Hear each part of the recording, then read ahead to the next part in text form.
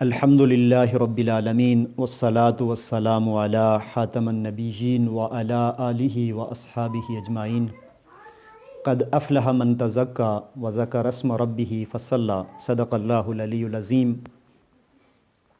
رمضان المبارک کا 15واں روزہ ہے اور میں آپ کے سامنے حاضر ہوں۔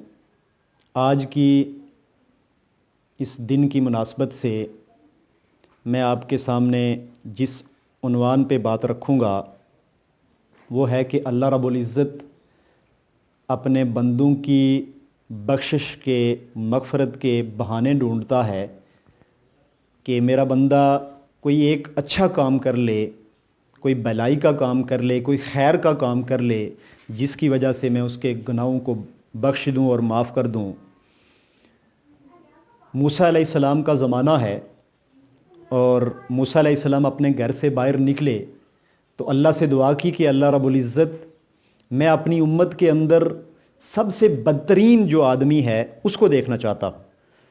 تو اللہ رب العزت نے کہا کہ اے موسیٰ، صبح سویرے جب تم اپنے گھر سے باہر نکلو گے تو جس آدمی پہ تمہاری سب سے پہلے نظر پڑے گی وہ تمہاری امت کا سب سے بدترین آدمی ہوگا۔ موسیٰ علیہ السلام نے رات گزاری، صبح اٹھے اور جو ہی اپنے گھر کا دروازہ کھولا تو سامنے ایک آدمی پہ نظر پڑی کہ وہ آدمی تھا کہ جو اپنے بچے کو اپنے کندھے پہ اٹھا کے سفر پہ نکلا ہوا تھا۔ تو موسیٰ علیہ السلام نے جب اسے دیکھا تو اسے پہچانا کہ ہاں، اللہ رب العزت کے حکم کے مطابق یہ آدمی میری امت کا سب سے بدترین آدمی ہے۔ دن گزر گیا، پھر موسیٰ علیہ السلام نے اللہ تعالیٰ سے دعا کی کہ اے اللہ رب العزت، میں اپنی امت کے سب سے بہترین انسان کو دیکھنا چاہتا ہوں کہ میری امت کے اندر سب سے بہترین انسان کون ہے۔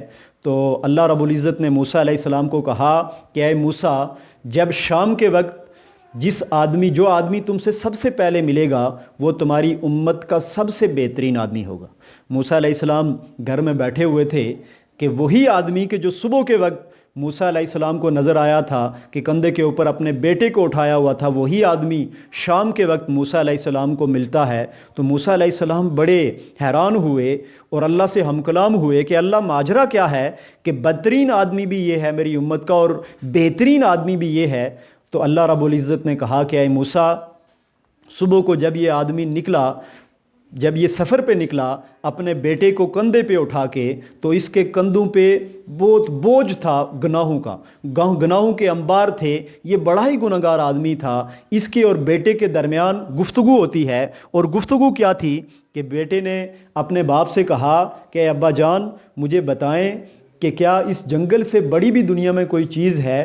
تو باپ نے کہا کہ بیٹے، ہاں، اس جنگل سے بڑی چیز پہاڑ ہیں جو اس جنگل سے بہت بڑے ہیں۔ پھر بیٹے نے سوال کیا، کہا کہ ابا جان، کیا ان پہاڑوں سے بڑی بھی کوئی چیز ہے؟ تو باپ نے کہا ہاں بیٹے، ان پہاڑوں سے بڑی بھی دنیا میں بہت ساری چیزیں ہیں۔ پوچھا کہ وہ کیا چیز ہے؟ کہا کہ ان پہاڑوں سے بڑے تیرے باپ کے گناہ ہیں۔ تیرے باپ کے گناہ اتنے بڑے ہیں کہ جو جنگل سے بھی بڑے ہیں، جو سمندروں سے بھی بڑے ہیں، اور جو ان پہاڑوں سے بھی بڑے ہیں۔ تو بیٹے نے پھر سوال کیا کہ ابا جان، کیا آپ کے گناہوں سے بڑی بھی کوئی چیز دنیا میں ہے؟